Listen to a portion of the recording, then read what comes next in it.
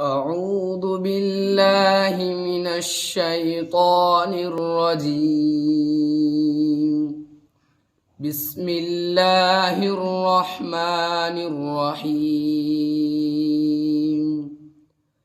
ولقد كذب أصحاب الحجر المرسلين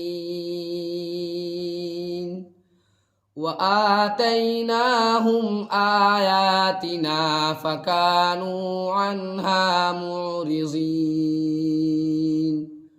وكانوا ينحتون من الجبال بيوتا آمنين فأخذتهم الصيحة مصبحين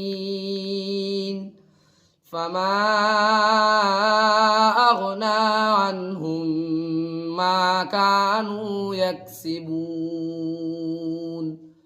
وما خلقنا السماوات والأرض وما بينهما